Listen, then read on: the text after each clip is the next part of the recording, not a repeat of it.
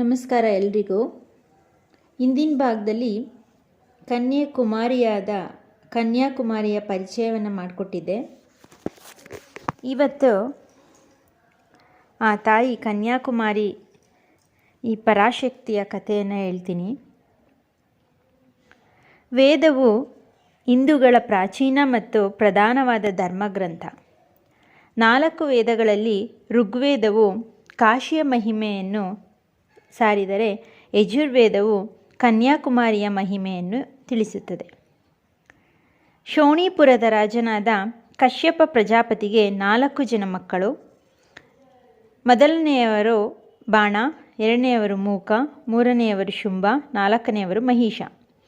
ಈ 4ರಲ್ಲಿ ಬಾಣನು ತಪಸ್ಸು ಮಾಡಿ ಪರಮೇಶ್ವರನಿಂದ ಅಮರತೆಯನ್ನು, ಅಂದರೆ ಸಾವು ಬಾರದಂತೆ ವರವನ್ನು ಪಡೆಯುತ್ತಾನೆ. ಆದರೆ ಕನ್ಯೆಯಿಂದ ಸಾವು ಬಾರದೆಂದು ವರ ಪಡೆಯಲಿಲ್ಲ.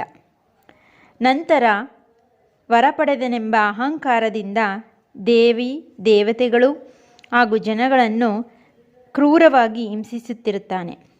ಅಲ್ಲದೆ ಹೆಂಗಸರನ್ನು ತನಗೆ ಬೇಕಾದಂತೆ ಬಳಸಿಕೊಂಡು ಹೀಯಾಳಿಸಿ ಅವರ ಪಾವಿತ್ರ್ಯತೆಯನ್ನು ಹಾಳು ಮಾಡುತ್ತಿರುತ್ತಾನೆ. ಇದರಿಂದ ಅಧರ್ಮವು ಹೆಚ್ಚಾಗಿ ಧರ್ಮ ಪರಿಪಾಲನೆಗೆ ಕಷ್ಟವಾಗುತ್ತಾ ಹೋಗುತ್ತದೆ. ದೇವಾಲಯದ ಪೂಜೆ ನಡೆಸಲು ಬಾಣನು ಅಡ್ಡಿ ಮಾಡುತ್ತಿರುತ್ತಾನೆ. ಇದರಿಂದ ಭೂಮಾತೆಯ ಶಕ್ತಿಯು ಕಡಿಮೆಯಾಯಿತು. ಇದರಿಂದ ಈ ಭೂಮಾತೆಯು ತನ್ನ ದುಃಖವನ್ನು ಆ ಸೃಷ್ಟಿಕರ್ತನಾದ ಬ್ರಹ್ಮನ ಬಳಿ ಹೇಳಿಕೊಳ್ಳಲು ತೆರಳುತ್ತಾಳೆ. ಬ್ರಹ್ಮನ ಬಳಿಗೆ ಹೋದಂತಹ ಭೂಮಾತೆಗೆ ಬ್ರಹ್ಮದೇವರು ನನ್ನಿಂದ ಈ ಒಂದು ಅಧರ್ಮವನ್ನು ತಡೆಯಲು ಸಾಧ್ಯವಿಲ್ಲ ಎಂದು ಮಹಾವಿಷ್ಣು, ಶಂಖಚಕ್ರ ಗದಾಧರನಾದ ಮಹಾವಿಷ್ಣುವಿನ ಬಳಿಗೆ ಬ್ರಹ್ಮನು ಭೂಮಾತೆಯನ್ನು ಕರೆದುಕೊಂಡು ಹೋಗುತ್ತಾನೆ. ನಂತರ ಭೂಮಾತೆಯು ಆ ನಾರಾಯಣ ವಿಷ್ಣುವಿನ ದರ್ಶನವನ್ನು ಪಡೆಯಲು ಹಸುವಿನ ರೂಪವನ್ನು ತಳೆಯುತ್ತಾಳೆ. ಬ್ರಹ್ಮದೇವನು ಭೂಮಾತೆಯನ್ನು ವಿಷ್ಣುವಿನ ಬಳಿಗೆ ಕರೆದುಕೊಂಡು ಹೋದ ನಂತರ ವಿಷ್ಣುವಿನ ಬಳಿ ಎಲ್ಲ ದೇವತೆಗಳು, ಋಷಿಮುನಿಗಳು ವಿಷ್ಣುವನ್ನು ಆರಾಧಿಸುತ್ತಾರೆ. ನಂತರ ವಿಷ್ಣುವು ಎಲ್ಲ ಋಷಿಮುನಿಗಳಿಗೂ, ದೇವತೆಗಳಿಗೂ ಹಾಗೂ ಭೂಮಾತೆಗೂ ಒಂದು ಸಲಹೆಯನ್ನು ನೀಡುತ್ತಾನೆ. ಏನೆಂದರೆ, ಆ ಬಾಣಾಸುರನನ್ನು ಕೊಲ್ಲುವುದು ಅಷ್ಟು ಸುಲಭವಾದ ಕಾರ್ಯವಲ್ಲ. ಆ ಬಾಣಾಸುರನನ್ನು ಕೊಲ್ಲಬೇಕೆಂದರೆ ಪರಾಶಕ್ತಿಯ ರೂಪವನ್ನು ತಾಳಬೇಕು. ಹಾಗಾಗಿ ಆ ದೇವಿಯನ್ನು ಪೂಜಿಸಿ ಯಜ್ಞವನ್ನು ಮಾಡಿ ಎಂದು.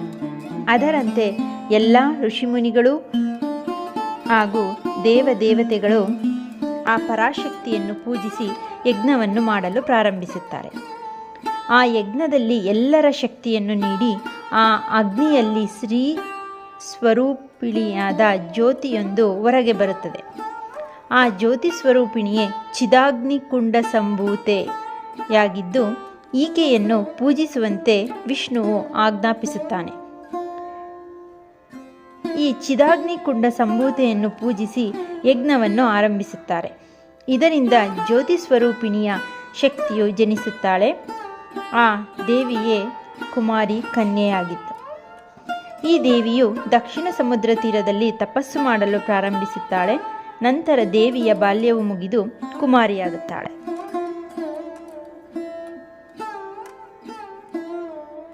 ನಂತರದಲ್ಲಿ ಬಾಲ್ಯ ಮುಗಿದು ಕುಮಾರಿಯಾದ ಈ ಕುಮಾರಿಯ ವಿವಾಹದ ಕಾರ್ಯಸಿದ್ಧತೆಗಳು ನಡೆಯುತ್ತವೆ. ಮುಂದಿನ ಭಾಗದಲ್ಲಿ ಕನ್ಯಾಕುಮಾರಿಯ ವಿವಾಹದ ಕುರಿತು ತಿಳಿಸುತ್ತೇನೆ. Thank you.